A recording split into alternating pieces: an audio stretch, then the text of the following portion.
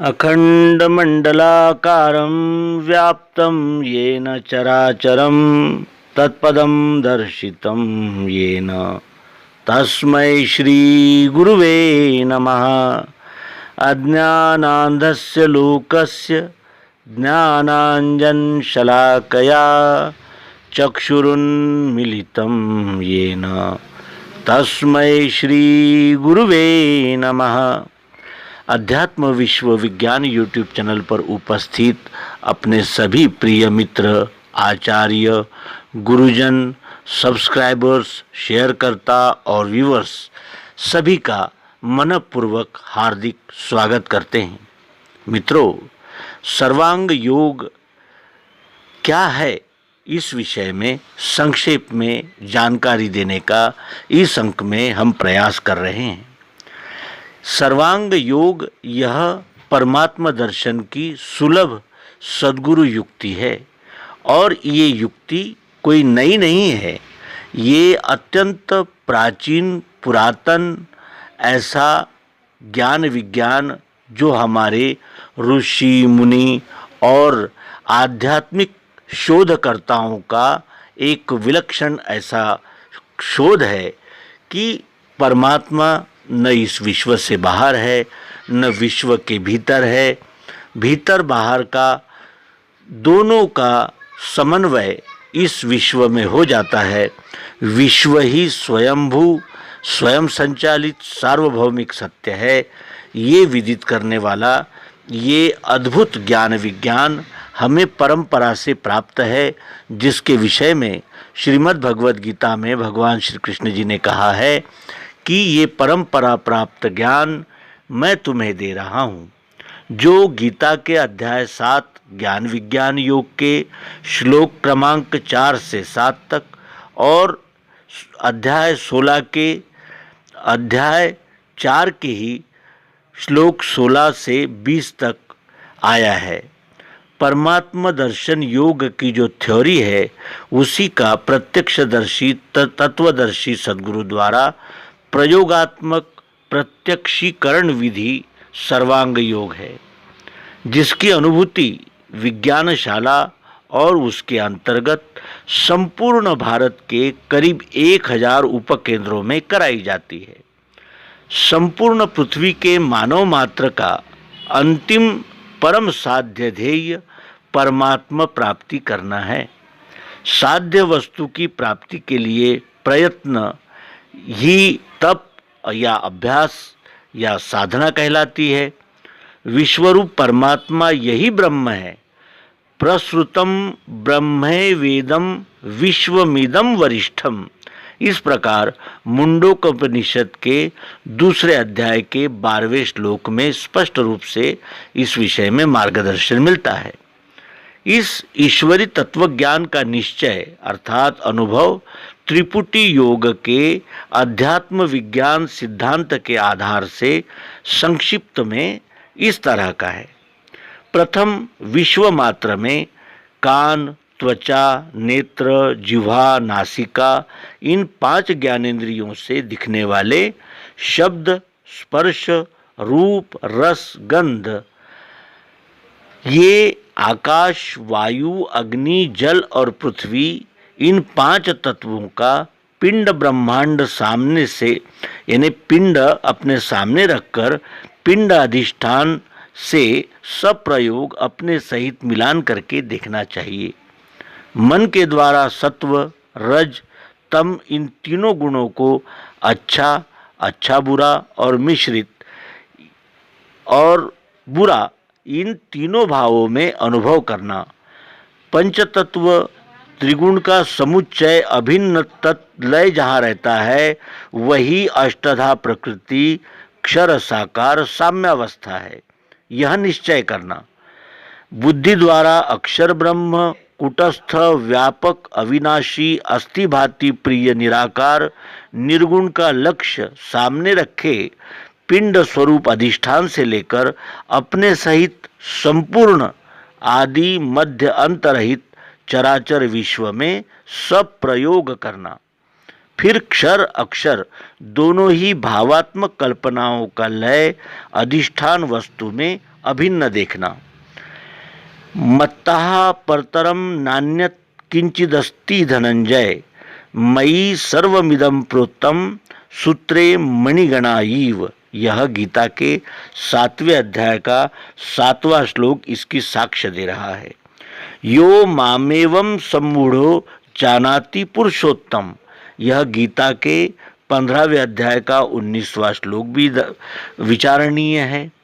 इस गीतोक्त तत्व विज्ञान द्वारा अंत में एक ही परम सत्य तत्व पुरुषोत्तम परमात्मा अनुभूत करके अनिर्वचनीय स्वसंवेद्य पद में स्थिति करा देना और अर्जुन के समान स्वकर्म परांगमुख पुरुष को स्वकर्मारूढ़ पुरुषार्थी बनाकर चराचर सृष्टि के रूप में दिखने वाले इसी विश्वरूप की सेवा में लगा देना, अपने सहित संपूर्ण प्राणी मात्र को परम सुख शांति में रखकर मानव जीवन का सतयुगीय उद्देश्य सफल करना, यही बुद्ध अवतार भगवान श्री मायानंद जी चैतन्य प्रणीत सर्वांग योग की अनुभूति है।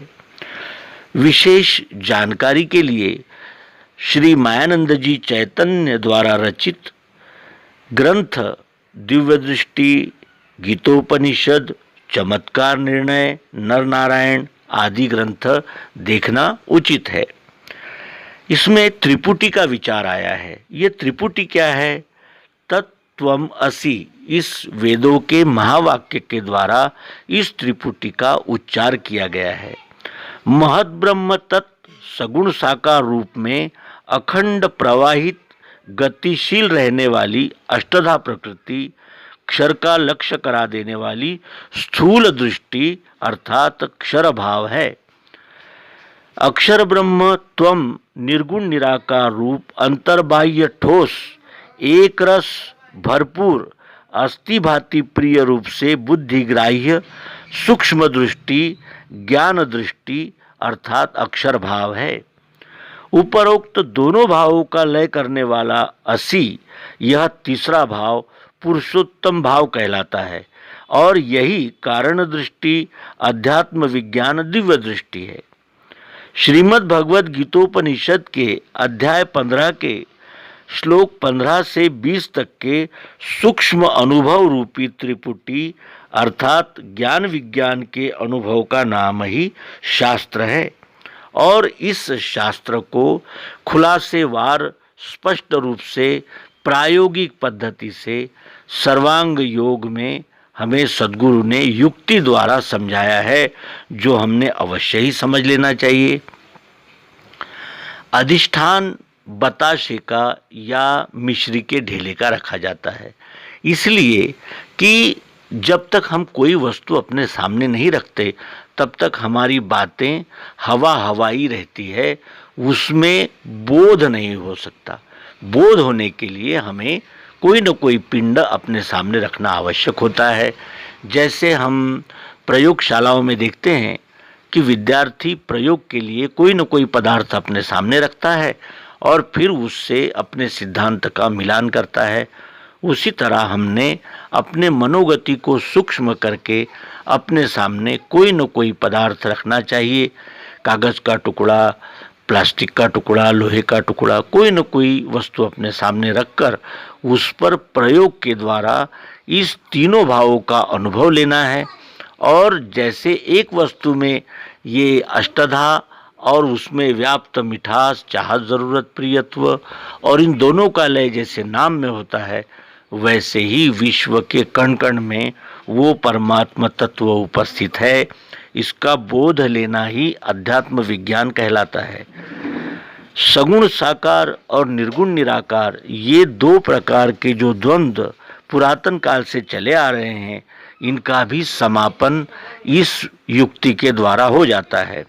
जड़ चैतन्य की गांठ जो पड़ गई है, जिसके विषय में रामचरितमानस में गोस्वामी तुलसीदास जी उल्लेख करते हैं कि जड़ चैतन्य की ग्रंथि पड़ गई, यद्यपि मृषा छुटत कठिनाई, यानी वस्तु के त्रिगुणों की प्रसुप्त अव्यक्त अवस्था जड़ तथा वस्तु की जागृत क्रियाशील व्यक्त अवस्था चैतन्य है।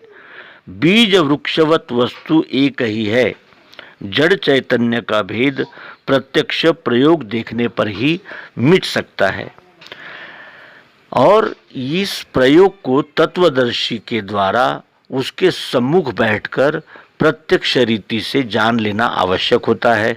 यदि हमने वस्तु को सामने न रखते हुए तथा तत्वदर्शी सद्गुरु के समीप न रहते हुए यदि इस सिद्धांत को समझने का प्रयास किया तो वो भी शब्द भांडार, शब्द जंजाल बन जाएगा और हमें सत्य का बोध यथार्थतः नहीं हो सकता। इसलिए सर्वांग योग को तत्वदर्शी के सम्मुख बैठकर ही जान लेना अत्यंत आवश्यक है और इसको प्रायोगिक, सार्वभौमिक और सार्वत्रिक सब समय में प्रयोग के द्वारा अनुभव होने वाला ये सत्य हम सबके हृदय में जब प्रतिष्ठित हो जाता है तब हमारे द्वंद्व और पक्षपात, भेदभाव आदि प्रकार के जो मल है वो उसका निवृत्तिकरण हो जाता है, उससे हम निवृत्त हो जाते हैं और सत्य का दर्शन होते ही बुद्धि सत्य में स्थिर हो जाती है। ये इसका परम लाभ है। अब हम इसके अनंतर सर्वांग योग को क्रमशः जानने का प्रयास करने वाले हैं। उसके पूर्व सिद्धांत सुक्ति को समझना भी आवश्यक है। सिद्धांत सुक्ति हमें सर्वांग योग के विषय में जिसे कहते हैं कि मौलिक रूप से मार्गदर्शन करती है। स्थित अधि अर्थात जिसकी बुद्धि सत में स्थिरता को प्राप्त हुई है वह क्या भाषण करता है। यह प्रयोग दिव्य चक्षु अर्थात अनुभव का होने से इसका रहस्य सर्वांग योग पुस्तक में प्रकट किया गया है। समय उपस्थित होते ही अन्यत्र भटकने के परिश्रम ये सर्वांग योग युक्ति हमें इस परिश्रम से निवृत्त कर देती है। सर्वांग योग को हमने सब कर्मों में लगा लेना चाहिए। जो सब कर्म करता है मेरे आधार से सदा यह सनद है। सर्वांग योग देखकर बुद्धि को प्रकाश होता है। सर्वांग योग बौद्धिक पुरुषार्थ की संपूर्णता है। सर्वांग योग की प्राप्ति के बिना किसी ग्रंथ के पढ़ने से अथवा क्रियाओं से शांति प्राप्त नहीं हो सकती। सर्वांग योग स्थायी रहने की क्रिया अर्थात युक्ति सद्गुरु भक्ति सहित विश्व प्रेम है। सर्वांग योग सर्व शास्त्रों से और न वैद्य ध्यात्म यनेर दाने आदि सभी से भिन्न है।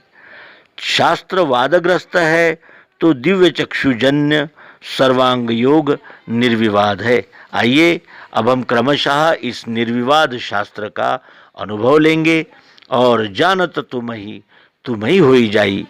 विश्वरूप को जानकर हम इस क्षुद्र अहंकार से छूटेंगे और अपने अहंकार को समष्टि में ले करके हम भी स्थायी सुख, शांति, समाधान और प्रसन्नता के भागी बनेंगे। इसी सद्भावना के साथ इस अंक को विराम देते हैं। नर्मदे हर सद्गुरु भगवान की जय, विश्वरूप परमात्मा की जय। ओम शांति शांति शांति।